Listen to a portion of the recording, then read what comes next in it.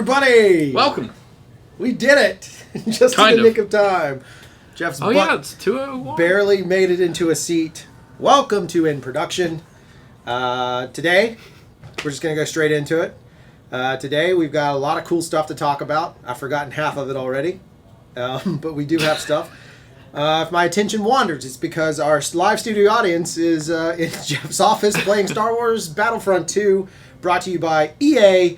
We just want your money. That's what the I would say that's says. true. Yeah, not anymore. They fixed all No. that crap. Well, supposedly. Supposedly. So, what do we have? All right, so we have a couple of things. One, we want to talk about mixing formats. We don't want you to be afraid ever of mixing formats. We're going to talk about it. We've mixed a lot of formats in our time. Quite a few. Get this phone out of my pocket. We mixed formats, and we have a video to show you. We're pretty happy with it. Turned out pretty nice for a client. They gave us permission to show it early. And then, check it out. It's for our friends over at Skate Mountain Records. If you haven't listened to some of their records, you should. We've done a ton of videos for them. Go check out the videos. It's a little fun game called Is That Red? Is That GH5? If you watch any of their videos, we worked it, except for one. One of them is all red, because we didn't have a One GH5. is all red. Yeah, one is completely red. Yes. The water one, where everything's shot in You reverse. could also Crazy. add GoPro into... Yeah, you can add GoPro into it, I think. What GoPro? Didn't we do GoPro on one of the No, that was the first Osmo on that same video we've done 3 we did times. that one, yeah. Yeah, that one's changed out. We kind of did this really cool video. I wish it would play, or maybe they'll let me just show the footage. We did this whole music video where it was like, Karma Police. It was that song. That was a good one. We did a car, and so we had an That was kinda Osmo, cool. and we used a remote, and the camera just panned around the car. That was a really cool rig. It was. Laying down, Jeff was in the back. And then the dumb actor couldn't drive. It would have been a perfect video, but the dumb actor couldn't drive a stick shift. And so it kind of killed the whole 360 thing the whole time. We've also got a small batch creative preview. So we're actually going to show the full episode. This will not be included. So let me backtrack one more thing. A lot of times in the live stream, you guys get stuff. If you're watching it live, you see stuff in the live stream that doesn't exist any other time. That's why the live stream's great. Not just the interaction, not just the awesome community that surrounds it. As a team, we all talk about stuff, but we want to put out and have a discussion about the first episode of Small Batch Creative. Even Elise, who it's about, who's part of CRFTSHO in her own way, has not even seen it. This has been color graded. Sure. I'm really happy with the way it looks. It is a rough grade, but for a starting platform, close. Yeah, it's very close. Love to get your feedback on it. See what you guys think. It would be very helpful for us, obviously. And then we're going to talk about post workflow in 2 different capacities. One, we're going to talk about kind of the initial post workflow, maybe how you can prep dailies if you're not going to be the editor, but you want to make sure that the editor doesn't make mistakes. It's kind of important. Sometimes they miss stuff, but it also is just a quick thing that Jeff developed, and one of the major studios adopted. We won't go into a lot of details, but Jeff developed a workflow for a major studio, and by major I mean one of the big 3. Jeff did a workflow for them that they have adopted and utilized with a Oscar. Wasn't he nominated, or did he win? He's a winner. Yeah, Oscar-winning editor. Fell in love with Jeff's workflow and took that. Booyah! CRFTSHO, beard color. That's how we do it. And then that's one process. Then we're going to talk about finishing. Just some general thoughts on finishing. A lot of times people have asked in the comments and other places, what do you guys do for your finishing? Like when you output, what are your settings and all this stuff? And we'll go over our opinion. Everyone has a different one, but we'll go over our opinion and just talk about some of those things. And then last but not least, we have porn, because Jeff and I shot porn. Hi, Mom. Exactly. Exactly. Who's Zachary, Jeff? Going back to that. Who's Zachary, Jeff? I'm going to pop this open. We actually synchronized our beers today. Not opening, though. We went a little ethereal because we believe you should. Today we are drinking... What are we drinking? This is Transmigration of Souls. It's a double IPA from a Atlanta brewery, Orpheus Brewing. It's good. It's very good. It's 5%. So. I need to also apologize that you have to sit so close to me. If you notice, see how Jeff's kind of pushed away? That's because I had hummus for lunch, which means my breath smells like diarrhea vomit. I could confirm that. We don't care anymore. We've just lost it all. The other thing we got our first official piece of mail. Right there. I'm holding it so you can't totally see. Someone was clever enough and they sent us some CRFTSHO mail, so we will open that live on the air to see what it is. It's we don't know what it is, but we'll see what it is. If it's anthrax and we all die, whatever. All right, let's pop up them comments. Hello. Check out the comments are a new section right there. Oh yeah, look at that. Ding, ding, goes ding. over the computer. Look at Goes that. over the. I know you haven't. I won't go see it in theaters based on Jeff. Jeff and I have a movie communication. It is Redbox or not. And Jeff Pretty gave much. Justice League a Redbox. So we will not be seeing that. Definitely. Have you guys been watching The Punisher? It is. I have not watched Punisher yet. The punishment so I of can't The say Punisher is how boring that show is. I said that I've on heard Facebook. you and a lot of other people say God, it is so boring. If you remove the idea of it being Punisher, a Marvel superhero, and just go with the basic idea that it's a dude struggling with PTSD, it's a hell of a drama. That's cool. It is a hell of a drama. But otherwise, don't tell me that it's anything. It's so freaking boring. Yeah. It's just not entertaining. Acting's good. Shots are interesting. Marvel shows always look pretty decent. Shot on red, I'm sure. They shot the other ones on red, so I think they're on Probably. red. Most of them are, yeah. So it's kind of fun in that capacity, but my God, is it boring. It's just terrible.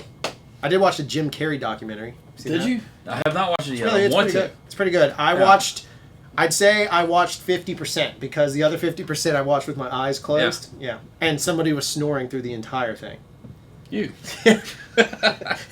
I'm really curious about this. Just go to that segment first. All right, so this is a little segment we call Mail Time. Open mail. Somebody's gonna get my address from that. I'm gonna see. Yeah. All right, so this came from BDG Studios, which is I believe Big Dumb Gorilla, very dear friend. So this is Mail Time. I know that right now you're saying this is way more epic than Casey Neistat's Mail Time, and you're right, it is. So let's tear it open, see what we have here. No idea what we've got. Got a little package. It's in a yellow envelope. Inside of. We got a little sealed up dudette. Now, the packaging on this particular item. Now I don't know. Who rates packaging? I could care less about that. What's the guy I like? The tech reviews guy. Oh, look at that! That's an original, dude. Wow. Yeah. Bobby, buddy. So it's an original. Yeah. Bobby knows we're a big. Wow, this is a Star Wars Masterwork card. Uh-huh. So this is an original Star Wars Masterwork card from Topps. This is by my buddy Bobby Blakey from Big Dumb Gorilla Studios, a comic book artist, hell of a film critic. Nice. If you have a chance, I'll post the link to their website in there. But they're one of the coolest live shows. I think they come on Sunday nights.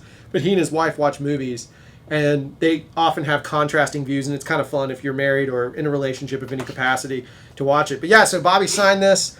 Bobby sent us this. It will now go permanently on somewhere the set. Up here. I think it goes right here. Squatchy. There we go. Boom. Bobby's made it. Thank you so much, Bobby. Yeah. Very awesome of you. If you guys ever want to send us stuff, well, shamelessly plug it for no reason. Whoopee! Yeah, it still almost came That was pretty good, right? We shot porn. We're joking about it. Obviously, the video that'll drop sometime today when I shoot the rest of it and put it together at some point. Woo, busy. I've literally been in nothing but PowerPoint presentations, like nothing but doing pitch decks. We'll go over that one day. If we win one of these accounts, I'll get permission to do the pitch deck. Yeah, because then it's a proven pitch deck. It actually worked. Yeah. But we had two RFPs, which are requests for proposal. No. What we did over the weekend is we got asked to go shoot some content, and basically it turned into being kind of a food porn scenario where it was like this festival of food. And so we just got to sit there and do that. But in the process of doing that, I'd asked early on, should I rent? I was asking about lenses last week, as a matter of fact, about the Sigma 18 to 35, the Cine versus the photo. And then I just kind of went with the photo just to keep it easy for myself. I just don't have a lot of, where I'm going on a trip soon, I won't have a lot of access to having Cine stuff. And I just didn't feel like lugging it around. And then we also had the Leica, and it gave me an idea to kind of look at both lenses. So what I threw together was a little porno soundtrack with some food porn, camera porn, lens porn, just looking at it's all Verite. So this is all just approaching it very cinema Verite, and two different styles of shooting. Usually me and Jeff overlap. In this case, there's some differences because I went a little There's food some differences heavy. this time. Yeah, I'm much more of a foodie than Jeff in terms of like I like to get close to food and smell it and make other people have my diseases, like Waverly arm disease. For the last time, no. That was terrible. Anyway, so let's pop down the chat and we'll jump into that stuff.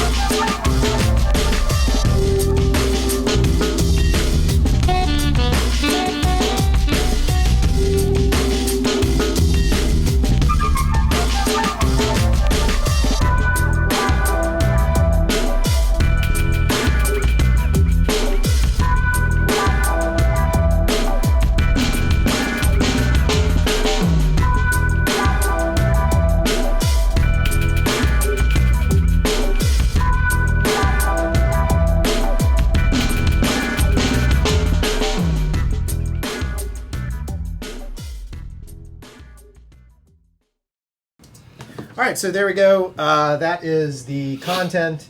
Obviously, we did a couple of things there to kind of mix it up a little bit. We did have Jeff did not grade that, I should say that, to defend the terrible grading I did. I did use a LUT. I had been looking at this Kodak Ektachrome LUT. I'm a big fan of some of these old film LUTs, and it's one of the ones where I felt like the Ektachrome emulation was not close. I mean, it didn't have the grain pattern. I would add added some grain if I really wanted to do it, but it had a nice sort of feeling to it. So I decided to split it. If you want to see it unsplit, then check it when the video drops. If you're not subscribed, go ahead and do so. But when the video drops, it'll be unsplit, and we'll discuss a little more in detail just our opinion on shooting with the Sigma and shooting with the Leica, because we both had opinions on it. We both played with it. We tested different things and have monkeyed around at this point with both the Sigma and the Leica. And you know, as far as lens quality goes, no, I actually do like the Sigma focus way better. Yeah. Than the Leicas. It just doesn't have that.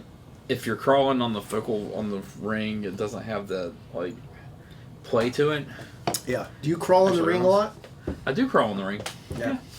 That sounds like a porn term. It does. Crawling on the ring. I don't even want to know where that's going. Terrible. Well, we set it up. That was terrible. Mr. McRoar, the ring crawler. Perfect title for a Seinfeld episode. No, that's true. That's a very good point. Yeah. So if you guys shot, I know a lot of you have used the Sigma. Any issues with the Sigma? Anybody likes it, hates it? The photo one. Yeah, this is the photo. This is not the cine one. I know that I didn't see Tim being here, but... yeah, Ishii's not here yet. Ichi has talked about it, and he's got opinions on it. I think he just shot something with it recently. Mm-hmm. So I don't totally know, you know... To me, all still lenses, and especially the look of the GH5 is completely different than... If we take the same lens, the one thing I haven't done with it is put it on a red. Yeah, we haven't done that. If we take the same lens and put on a red, I'm going to get a completely different look. I mean, it has a lot to do with the sensor, which I could go into a rant about that new Wolf Crow thing that got posted that just sent me over the edge earlier. I went on a full-bore rant. I have no issues with Wolf Crow. I think he's a fantastic, smart human being. But I do get very particular about, like, certain things said. Like, I think you should troll people into clicking it. You're in the world of marketing and you're advertising, and that's what you're doing. You're trying to get people to watch your content, read your stories. Hence the first 3 words of this live podcast. We shot porn, right. I mean, that's totally the game we live in now. We shot food porn, lens porn, whatever you want to call it. But, like, that whole discussion about 65 mil, I just... You know, 1 to 65, just getting into that whole concept and then referencing digital sensors with film backs. It's when you're really dealing with film, you're dealing with a completely different look that cannot be emulated. And it has a different organic feel, and there's a whole separation and all that kind of stuff. Though arguably you can make the point that they're all finished digitally these days. No one does a color wash anymore. There's no washing of negative. The two that he mentioned and reference actually were timed. Like truly timed? Yeah, they were not intermediates. Wow, I didn't know that. That makes those even more important to see. Yeah, I think so. Hateful Eight's one of those, which is a pretty looking movie. And again, that came from Lens Rentals. Yeah, pick it up over the chat that you've... Yeah, the Lens Rentals, that came from Lens Rentals. So they're nice enough to... they had a deal going, actually, where you rented it... Whatever you rented for them, 1 week was actually 2 weeks worth of rental. So I got this lens for 2 weeks. We've gotten super use out of it, charged our clients, marked it up, made fun out of it, made videos with it, and we only paid 14 days basically for the price of 7, which I think is a pretty good deal. Very good deal. That and the speed booster in this particular instance. They also have a special running right now. It's 25% off, and I'm not shamelessly plugging. We don't get anything from them. We do have an affiliate program with them officially, but we don't get anything from it yet. But the bigger point on the lens rental scenario is rent before you buy. Like a lot of people I see just, what's the best lens? I don't know. Pick one for yourself. Because I have limitations now with the 1835 that I'll talk about on the video when it drops. Yeah. I have some pretty big ones. You have some limitations. There's some color issues with it. There's some other little things. But, you know, that's the point of having a favorite rental house. Ours, for the smaller end stuff, happens to be Lens Rentals. For upper end stuff, I mean, it's Panavision. Yeah. Or Ver, whatever it is. We like to call... That's what she said. In which we shamelessly promote some other YouTube user. Though they don't follow us, I think you should go over to Cook Optics TV, that channel on YouTube, and solidly sit down and watch it. Because there is so much you can learn. I mean, insane stuff. Insane amounts of information. They're a great company. A great tech company, great glass company. And they don't shamelessly peddle their glass. Most of it has to do with lighting. I know. I mean, there's a ton of DPs on there of varying levels, some of them just like legendary status. Yeah. And they sit down and talk about nothing but how they approach the lighting element or what they think is garbage or simplistic lighting. And if you've watched this show or been around me and Jeff long enough, you'll see like where we kind of fall in line with, well, I certainly do. I don't want to speak for you yet, but I certainly fall in line with that 70s, 80s, or 70s DPs who went on to continue to shoot features in the 80s and early 90s where it's very minimalist approach to lighting. It's very simplistic. Yeah, definitely. And they don't over-rig. They under-rig. Yeah. And so I still kind of the style I like. Yeah. I've moved away from it because it's not very popular in advertising at the moment, but maybe it'll definitely not in advertising. No. In film world, it seems a lot of people went all digital or grew up just digital. Yeah. So it's changed as well. Yeah, there's a lot of overlighting. Yeah. Not in a bad way. It's just more lighting than is necessary because you have the control to deal with it. Yeah. Everybody's trying to get a flat, full range. Right. Instead of a baked-in, true, tried, what they want to see. Yeah. Instead of eating what they got, right? Yeah. Water came through right here. Yeah. And they're all over there, but I have all these raids that were sitting here. Water came through when they were doing some work, and it ruined my entire raid array, like all of them. And so, luckily, most of the drives came back, but the one I lost was a finished feature film, and the only way I was able to recall it was making sure that I had the daily edit saved somewhere else, exported, saved, and I, by hand, manually conformed that feature back into existence using Jeff's DPXs and that frame information in order to help me do so. And then I also had to hand conform convergence because we were having a problem with AAFs from After Effects to DaVinci at that one time. Not After Effects. No, Premiere. No, Avid. Sorry. Oh yeah, so Avid turnarounds, yeah. The hand conforms. So having that data in there, even for your online offline workflow, exponentially will make your work better, especially if you're handing it off. Again, if you're just doing it for yourself, you probably don't want to go through the process, but if you're handing it off, I think it's extremely important to have that stuff in there because you can also then check where the editor is. So if you're a director or a DP and you have control producer of the project and you want to go back and see what they've done, the easiest thing you can do is watch their edit, watch their dailies, and be like, hey, scene 9.3 time code, and you have the window of time code. Can we see what that looks like if you drop it in here? Suddenly you contain the power. You trust your editor, but it gives you the ability to make those choices and even make an argument against it. So if a producer, for example, I've had producers want to change something I wanted, and I couldn't make the argument well enough if I just said, no, that's not what I want. I could physically pull up that footage and show them. I think it's a big deal. It takes no time anyway. Just use it as your proxy workflow, especially if you're on a feature or a short film. I think it's super valuable. Exactly. We don't do a lot in commercials, I'll tell you that much. Yeah. But on features and shorts, we totally do. But we have done it on commercials when it was not just you and I. Yeah. Karastan was done that way. Yeah. So what I was saying is, what we're showing here is an actual project that we were going through. I had to deliver a short doc bio type piece, EPK piece, plus had to deliver a music video at the same time. So I had to make sure the ISRCs were embedded, which is the tracking codes that music labels and film studios use, which is a whole nother conversation. But embed those in and stack those together so that I could go through and get the footage going. So the important part on this is I can generate those two files off of one master. So the first master I make, once I've done with a project that I know I'm not going to touch from a grading standpoint because I have the raw negative in my hands, which would be a 422 HQ. In this case, it's a 4K file. The MPEG, or the MP4 rather, you can see clearly I use the YouTube 2160. I don't pixel peep on that stuff because 99.9% of our audience doesn't care. I don't even know what I'm showing on the screen over there, but 99% of the audience doesn't care. So that's what we're doing. That's what I do personally. Look, I got an email. It's the same way just because that's what they wanted them delivered to. So I'll go in, I'll upload those. They work fine. Those are the YouTube standards. I have seen it where people have uploaded way more compressed files and I have personally in my own testing not seen any major difference between bumping the bitrate up way crazy unless you need to because you're working out of you're working in a main 10 profile and you're delivering 8K or HDR, there's no reason to change the bitrate beyond the factory settings for Premiere. And that's what we use is Premiere. And I'd even still use Premiere if I were delivering. I just at least use Media Encoder. I actually prefer Media Encoder. I think it works great. I used to like Compressor, but I feel abandoned by Compressor, so I don't touch it anymore. I haven't opened Final Cut in a long time.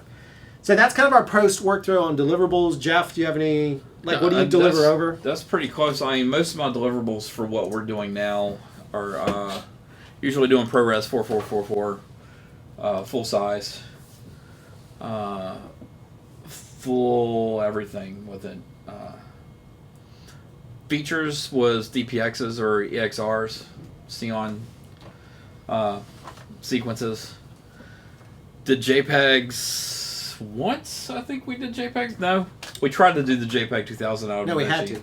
Oh, out of DaVinci. Yeah, we tried to, and then we that's had for to do DCP. it. Yeah, we had to do a DPX and then change it over. That's a whole different conversation. No, it is. Delivery. But I mean, most of the deliveries for what we're doing now is ProRes 4444. So we get a 4444. Yeah, I keep the chroma sampling full, so that when we do the compressed versions, it doesn't really screw us up. Right. And that's one of the tricks is like if you get the highest quality master out and then you shift your compression downward, you're not really losing that much quality. And frankly, a client doesn't need a 444 unless they're savvy enough to know what the hell 444 even stands for. Yeah, start throwing it on YouTube and stuff like that. Most of our clients, I just have yet to see a purpose in it. Even delivering commercials, like broadcast stuff. Even the couple of well, I know all the regionals don't matter. Even the national that we've done didn't need 444. They actually wanted MPEG something. my deliverable. But I still make them take a ProRes 422 file. My deliverable to one of our big ones at the beginning, they wanted me to do a 422, not HQ or anything, just 422, and I ended up delivering 4444. Right. Just for the later end compression that happened. So, right. Yeah. They compress every video to 540 something, so every 4K production it's up SD. That's part of the game. I mean, you just got to think about it. We care about that it's in 3K or 4K or UHD or whatever flavor it is, but the end user, the people looking at Kickstarter, chances are they're on their cell phone. Now, granted, I know HDR is supported, but again, they're looking at it on a small screen while they're taking a crunch, and they're flipping through, and they just have one of those, I'm pooping, I should spend money moments, and then they poop and buy. Yeah. And poop and buy is the best way to make money on the planet. So for Kickstarter and some of those things, the poop and buy is what's kept them alive. Exactly. Yeah. Yeah. So I think that's where the resolution comes down. They just want to make sure it maximizes the bit rate through for data consumption and all that stuff. Big thing for that is if it's automatically going down to 550p, I would make sure that you're doing everything you're doing in 709 color space, because 550p would not be 2020 as most 4K would be. There you go. So Sean Penner, who delivers national television shows on a daily basis, DNX is telling you what he delivers. DNXs are becoming my jam, dude, and OP1 MXFs, but MXFs and Premiere aren't really the greatest thing in the world. No, they don't work. If I was going to Avid, I'd be doing it. They do work now, though, actually. No, good. They used to not work at all. Yeah. Don't forget the poop and buy. Yeah. So let's look at one more piece because we wanted to talk about it. So one of the things that comes up a lot in conversations is mixing medias, mixing cameras, mixing formats. And a lot of people get stuck on, oh, gotta use one camera all the time. And the truth of the matter is you don't. You can do whatever the hell you want to do. So in this particular instance, we wanted to show some content that we... Basically, some footage came to us that was T3i. We had some red footage. We had some GH5 footage. We even had some GoPro footage. I don't think it made it to the final cut. But we had a variety of cell phone footage, and it's like old cell phone footage. We have a ton of different content in this piece. I just wanted to kind of look at it, show you guys a piece. This is for Skate Mountain Records. It's for one of their new artists, a guy named Abe Partridge. Cool dude. He's a former preacher, he was always a punk rocker.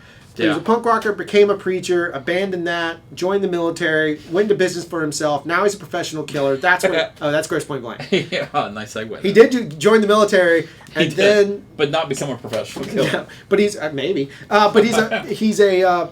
Now he puts out this like really crazy folk music that is like got the sensibilities of punk. It really does. It's like a punk rock song without the 16 beat.